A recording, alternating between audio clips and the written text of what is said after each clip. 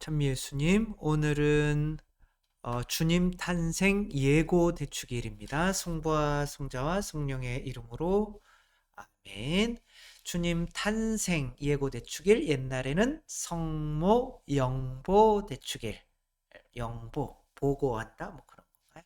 아무튼 그런 주님 탄생 예고 대축일, 굉장히 큰 축일이죠. 그 성모 영보 수녀원도 있죠. 축일을 맞는 수녀원도 축하드리고, 오늘 복음은 뭐 우리가 다 아는 거죠. 가브리엘 천사가 나타나서 성모님한테 성령으로 잉태될 거다. 그러니까 성모님께서 아멘, 그대로 제게 이루어지소서라고 하며 예수님께서 이제 잉태되시는 거죠. 개신교에서는 굉장히 이제 개신교도 뭐 성모님을 공경한다고는 하지만 아, 성모님을 신격화한다고 뭐라고 그러죠. 우리는 성모님을 신격화하죠. 왜냐하면 우리들도 신이 되는 거잖아요. 그렇죠? 하느님의 자녀, 하느님의 말씀을 받아들인 이들은 모두 신이 된다. 하느님의 자녀인데 신이 안 되면 안 되는 거잖아요. 그러니까 내가 인간이라고 생각하고 있으면은 인간으로서 당연히 피조물이니까 가져야 되는 습성들이 있죠. 그걸 삼구라고 그러죠. 소유욕, 성욕, 어, 그 다음에 지배욕인 거죠. 세속, 육신, 마귀.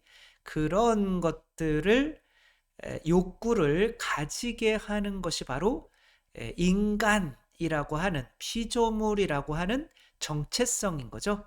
본인의 믿음이 하느님이다라고 해야 그런 욕구들에게서 자유로워서 다른 사람들을 사랑할 수 있는 욕구가, 그게 이제 사랑의 욕구가 나오게 돼 있는 거죠. 그래서 인간이라고 하면은 피조물이라 다른 사람을 잡아먹으면서 나의 생명을 유지할 수 있는 욕구가 나오고, 욕구는 정체성에서 나오는 거죠. 내가 늑대의 젖을 먹고 늑대라고 믿는다. 그러면 늑대의 욕구가 나와요.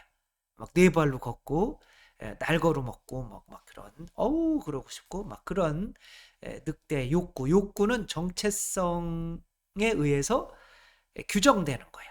그래서 내가 인간이다라고 하는 욕구에 규정되어 있으면은, 정체성에 규정되어 있으면은 그런 그러니까 아무튼 에, 성모님을 뭐 신격화한다고 그래서 우리도 신인데요. 그리고 예수님이 이제 그렇게 인간이 신이 되게 하기 위해서 인간이 되신 거죠. 이거는 교리잖아요. 그렇죠? 우리는 하느님의 본성에 참여하는 사람들이란 말이에요. 하느님의 본성은 신성이에요. 그러니까 신성에 참여한다는 거는 신이 된다는 거예요. 근데 이것에 대해서 그건 교만이야라고 하는 사람들은 다 인간이라고 하는 죄에 이렇게 머물러 있어야 돼라고 하는 바리사의 율법학자들의 어떤 행동으로만 하느님의 자녀를 흉내내는 원숭이, 인간이 되려고 하지 않고 원숭이가 그냥 인간 흉내만 내면서 그러면 구원받을 거야 라고 착각하게 만드는 그런 거죠. 물론 뭐 그런 것들이 지금 대부분 우리 신앙을 지배하고 있기는 하지만, 그런 것들에게서 이제 벗어나게 해주는 게 이제 성체인데, 성모님은 어쨌거나 뭐 우리가 그분을 처음부터 성부, 성자, 성령과 함께 신이다 이렇게 하지는 않는다는 것을 개신교도 알아요. 아는데 왜 그럴까요? 그러니까 성모님은 우리가 공경하는 거죠. 인간이 어떻게 신이 될 수 있는지를 몸소 보여준 거죠. 어떻게 신을 당신 안에 모셔드림으로 해서, 다른 방법이 없잖아요.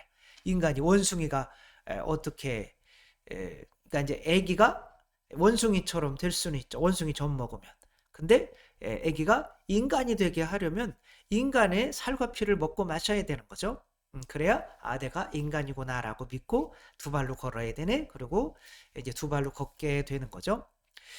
이제 성모님은 그렇게 인간이면서 신을 당신 안에 품을 줄 알았던 첫 번째 구원의 모델이기 때문에 공경하는 것은 당연하죠. 근데 이 뭐 대통령의 어머니, 대통령의 어머니는 잘 몰라요. 우리가 성격이 어떤지. 그렇지만 공경해요, 안 해요? 해죠. 자식을 대통령까지 만들 수 있을 정도의 어머니라면 정말 뭐 공경할 수밖에 없는 거죠. 신부님 어머니, 저희 어머니를 사람들은 잘 몰라요. 근데 막 공경해요. 지금 병원에 입원해 계신데 많은 분들이 가서 또 어머니 막 문병도 하고 뭐 그러신단 말이에요. 그게 제가 신부라는 아들을 만들었다는 거 하나만으로 에, 앞뒤 재지 않고 따지지 않고 공경한단 말이에요. 근데 하느님을 낳고 하느님의 자녀고 예수님이 십자가에 못 박히실 때까지 함께 해 주셨던 그런 어머니를 어, 공경하지 않는다라고 하는 것은 예수님을 공경하지 않는 거죠. 이 대통령의 어머니에게 함부로 하는 거는 대통령에게 함부로 하는 거랑 마찬가지인 거잖아요. 그래서 이제 그분들이 이제 또 하는 이야기는 하느님께서 그냥 성모님을 이용해서 아기를 이제 예수님을 태어나게 하셨다. 성모님은 그냥 하나의 도구에 불과했던 거지 예수님이 태어나시는데 아무런 역할도 하지 않았다라고 이야기를 해요. 그냥 통로란 거죠. 근데 아기 예수님은 성모님에게 영향을 받으셨을까요? 안 받으셨을까요? 성경에 이런 말씀이 나와요. 루카복음 2장 40절인데 아기는 자라면서 튼튼해지고 지혜가 충만해졌으며 하느님의 총애를 받았다. 그러니까 아기는 자라면서 튼튼해지고 그 다음에 지혜가 충만해졌다. 여기서 쓰는 튼튼해지고 강해졌다는 뜻이에요. 강해지고 충만해졌다라고 하는 이 동사는 미완료형이라는 게 있어요. 히라버에 미완료형, 그러니까 진행형이라는 거예요. 그러니까 진행되고 반복되고 완성되지 않은 상태. 다시 말해서 성경에서 아기 예수님은 부모들에 의해 순종하며 지냈는데 몸도 튼튼해지는 것처럼 지혜도 그렇게 조금씩 자라났다 이거예요. 그래서 하느님께서는 예수님을 완성된 형태로 그냥 성모님을 통로로 이용해서 뿅 태어나가지고 하게 하시지 않았어요. 부모의 영향을 받게 했단 말이야. 그래서 그 부모의 영향 때문에 착하게 자랄 수도 있고 악하게 자랄 수도 있는 거예요. 뭐 부모의 영향을 받았냐라고 할 수도 있겠죠. 근데 이제 요셉 성인을 한번 볼까요? 요셉 성인이 이제 성모님이 이제 잉태하고 온 거를 알았어요. 그래서 이제 성모님에게 뭘 어떻게 해야 될까 화원하기로 마음 먹었어요. 만약에 요셉 성인이 깨끗하신 분이 아니라면 성모님과 혼인하셨을 때 순종하지 않는 분이라면 성령으로 잉태된 거다. 만약에 여러분이 결혼했는데 배우자가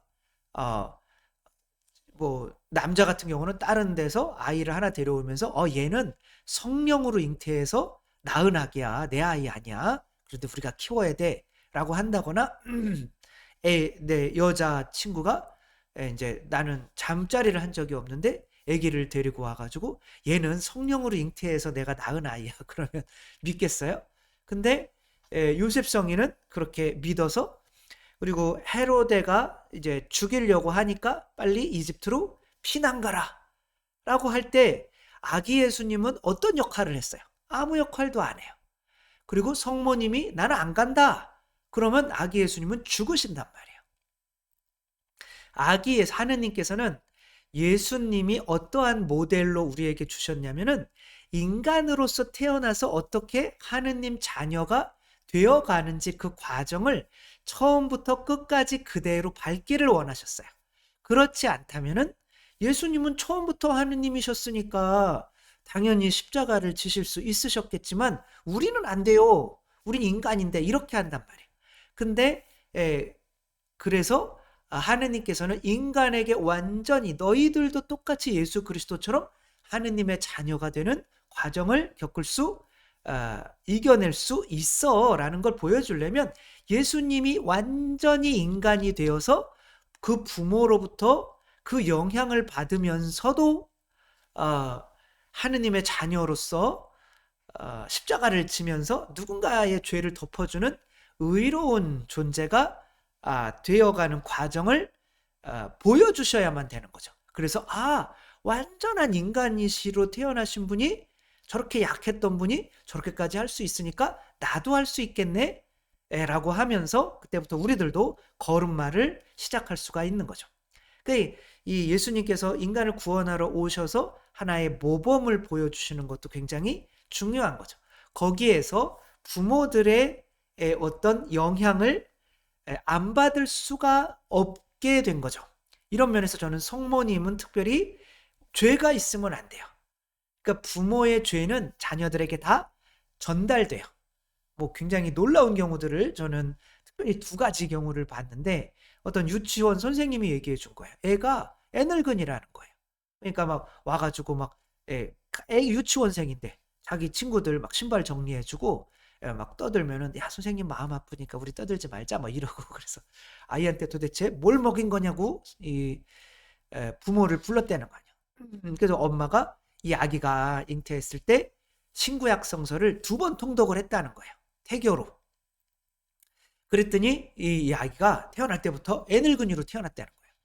낮에는 하고 밤에는 그냥 잠만 자고 엄마도 주무실 수 있게 뭐 그러면 너무 착한 아이가 태어났다는 거예요. 그게 영향을 안 받을 수가 없는 거죠. 엄마한테. 엄마가 뭐 약을 아스피린인가를 또 잘못 먹어서 아기가 태어났는데 온몸에 따가운 거예요. 그래가지고 떼수건으로 밀 수도 없는 거죠. 그렇게 영향이 가는 거예요. 꿈속에서 하얀 가루들이 막 떨어지는 거죠. 그 가루들이 막 몸에 닿을 때마다 따갑다는 거예요. 그 수녀님 돼가지고 그 꿈을 꿨는데 나중에 엄마가 미안하다 내가 너 잉태했을 때 아스피린을 좀 먹었었어. 근데 그게 아이들한테 영향이 가는 거죠. 그러니까 성모님이 죄가 있으셨으면 당연히 그 원죄가 예수님한테 물려질 수밖에 없는 거죠. 그래서 예수님은 언제 우리를 구원하시기 위해서 정해지셨을까요? 하느님은 시간의 규제를 안 받으시는 분이죠. 왜냐하면 하느님이 시간을 만드셨으니까. 내가 핸드폰을 만들었으면 내가 핸드폰한테 막 그걸로 들어가가지고 막 그럴 수는 없잖아요. 그렇죠? 내가 이 핸드폰을 조작하는 거죠.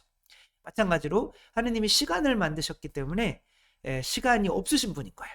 그래서 베드로전서 1장 20절에 보면 그리스도께서는 세상 창조 이전에 이미 뽑히셨지만 세상 창조 이전에 우리를 구원하려고 뽑히셨어요. 그리스도라고 하는 건 이미 인간이라고 하는 게 전제되어 있어요. 인간인데 성령을 받은 분을 그리스도라고 하는 거예요. 그럼 그 인간이 되신 분이 이미 세상 창조 이전에 뽑히셨어요. 그럼 그 육체를 주셔야 될 분도 당연히 뽑아야 되는 거죠. 그래서 성모 마리아도 요즘에 신학자들은 아주 많은 분들이 그 구약의 첫 번째 피조물, 원죄에 물들지 않은 첫 번째 피조물을 그걸 지혜라고 하는데 그 지혜를 소피아 여성형의 아자로 끝나는 성모님으로 다 보고 있는 거예요. 그러니까 그 성모님께서는 당신이 죄에 물들지 않으면 안 돼요. 저는 구약의 이런 면에서 성모님의 모델을 파라오라고 생각을 해요. 이 예수님의 모델은 뭘까요? 바로 모세인 거죠. 이스라엘 백성 파라오라고 하는 사탄에게 눌리고 있는 우리를 구원하러 우리 안으로 오시는 예수 그리스도, 이신 거죠. 근데 예수 그리스도는 굉장히 약하게 오셔요. 누가 죄에 물들었다면 예수 그리스도는 돌아가셔요. 근데 여기에 그 파라오, 그 죄의 원인에 물들지 않는 유일한 존재가 있었는데, 그 존재가 바로 파라오의 딸이에요. 인간인 거죠. 인간인데 이상하게 그 자아, 왜냐하면 성모님은 그 자아를 발로 밟고 있는 거예요. 영향을 받지 않고 물리지 않아요. 발로 계속 밟고 있어요. 그 뱀을, 자아를. 그러니까 죄에 물들지 않는 거, 독이 퍼지지 않는 거죠. 그러니까 파라오가 애기들은, 남자 애기들은 다 죽여라고 했는데, 이 파라오의 딸은 싫은데? 그래서 이 파라오의 지배하에서 유일하게 죄에 물들지 않은 존재가 파라오의 딸인 거예요. 그 딸이 모세를 발견하지 않았으면 모세는 죽는 거죠. 구원이 이제 들어올 수가 없는 거죠. 하느님께서는 천사를 보내서 나자렛으로 가서 딴 데 가지 말고 이 마리아를 찾아가. 왜? 그분만이 유일하게 아들을 살릴 수 있는 분이거든요. 그렇게 성모 마리아께서 죄에 물들지 않으신 성모 마리아를 공경하지 않는다는 것은, 그거는 말도 안 되는 거죠. 여러분들 개신교 분들한테 이런 얘기를 해주셔야 돼요. 어떻게 그 성모 마리아가 아기 예수님을, 죄에 물들었으면은 태어나더라도 하느님께서 죄에 물든 제물로 우리의 모든 죄를 용서하지 않으세요. 순 깨끗하고 완전한 제물이 되어야 되는데, 그래서 이런 면에서 우리 안에 성체로 예수님께서 들어오시잖아요. 그러면 예수님께서 우리 안에서 어떠한 모습으로 살아계실까요?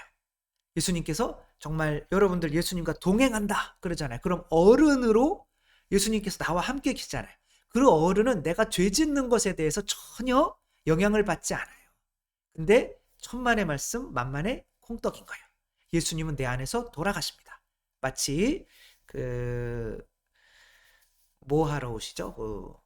못된 소작인의 비유에서 나중에 소출을 받으러 오시잖아요. 근데 그 소출을 주기 싫은 사람들이 아들을 죽이잖아요. 마찬가지로 예수님 내 죄 때문에 내 안에서 돌아가실 수 있어요. 그런 상태가 어떤 상태냐면 잉태된 상태인 거예요. 여러분들 예수님께서 나와 함께 동행하신다라고 할 때 성모님의 모범을 생각하지 않을 수가 없어요. 이렇게 약하신 상태로 계셔요. 예수님이. 그럼 그 약하신 상태에서 나한테 뭘 줄 수가 있겠는가? 성모님이 엘리사벳에게 인사를 하실 때 엘리사벳이 성령으로 충만하세요. 그 인사말을 들었을 때 내 안에 태중의 아기도 기뻐 뛰놀았습니다. 그 성령님은 누구에게서 오는 거예요? 성모님에게서 오는 거예요? 아기 예수님에게서 오는 거예요? 아기 예수님이 주시는 거죠. 하느님이 하느님을 주실 수 있는 것. 인간은 인간밖에 줄 수가 없어요. 근데 그 아기 예수님, 만약에 성모님이 엘리사벳을 방문하지 않았다면, 성모님이 인사를 하지 않았다면, 그 인사말 소리가 들릴 때 내 태중의 아기도 뛰어놀았습니다. 그러니까 사제 안에 이 어떤 성체성혈을 축성할 수 있는 기적의 힘이 있단 말이에요. 근데 사제가 아무것도 안 해? 그러면 예수님 혼자서는 아무것도 할 수가 없어요. 근데 내가 무언가를 하면 예수님은 하느님이 할 수 있는 일까지도 할 수 있게 해주는 거란 말이에요. 그러나 내가 죄를 지었을 때, 물론 죄를 지어도 그 사람이 하기만 하면, 인사하기만 하면, 제대에다가 축성만 하면은 된단 말이에요. 그렇게 성모 예수님께서는 내 안에서 우리가 그렇게 계신 거예요. 그러나 안수를 해주거나 뭔가를 할 때에 내가 죄가 있다면은 그 안에 예수님께서 돌아가셔요. 그래서 그런 거에 효과가 전혀 없어요. 준성사에 대한 효과는 전혀 없어요. 그렇게 예수님을 생각하셔야 돼요. 성모님은 성모님이 예수님을 잉태한 거는 또 저한테 어떤 것을 묵상하게 해주시냐면, 예수님께서 내 안에 아기로 계시는구나. 내가 아스피린을 잘못 먹으면은 그분은 아이고 따가워 그러면서 작은 죄에도 그렇게 고통스러워 하시는구나. 날 위해서 모든 것을 해주시는 분이신데, 그런 것을 묵상할 수 있게 해주시는 분이 성모 마리아인 거예요. 그렇지 않으면은 항상 그거부터 시작해요. 동행하라. 그런 말을 많이 해요. 그럼 예수님 옆에서 걷고 나도 예수님 옆에서 걷는 거예요. 그러나 내가 죄 짓는 것에 대해서 예수님 뭐 마음 조금 아파하시지, 뭐 이렇게 특별히 변하지가 않아요. 그런 상태에서는 내가 죄에서 빠져나오는 게 너무 힘들어요. 내가 예수님한테 뭐 특별히 죄 지은 것 때문에 크게 고통도 안 주는데 뭐. 그러나 우리가 성모님처럼 아기 예수님이 내 안에 잉태되어 계시다라고 하면 성모님의 아주 작은 죄로도 이 인류 구원이 멸망하게 된단 말이에요. 돌아가시게 된단 말이에요. 그것을 위해서 내가 조심할 수 있는 어떤 모습으로 살아갈 수 있는 거죠. 그런 구원의 모델이 되어시는 성모 마리아를 공경하지 않는다라고 하는 것은 우리 영성에서도 굉장히 큰 해를 입게 되는 거죠. 우리 성모 영보 대축일 우리 또한 예수님을 성모님처럼 그렇게 성체형할 때 아기 예수님으로 잉태하고 다닌다는 거, 또 이렇게 믿고 그 아기 예수님 아프게 하지 않기 위해서 또 죄를 절대 성모님처럼 짓지 말아야겠다라는 또 생각을 하게 되고, 그 구원의 길로 이끌어주는 첫 번째 구원의 모델이 되신 성모님을 공경하고 성모님께 기쁨을 드리는 또 오늘 하루가 되었으면 좋겠습니다. 주님께서 여러분과 함께 전능하신 천주 성부와 성자와 성령께서는 여기 모인 모든 이에게 강복하시어 길이 머물게 하소서. 주님과 함께 가서 복음을 전합시다. 하느님 감사합니다. 성부와 성자와 성령의 이름으로 아멘. 감사합니다. 사랑합니다.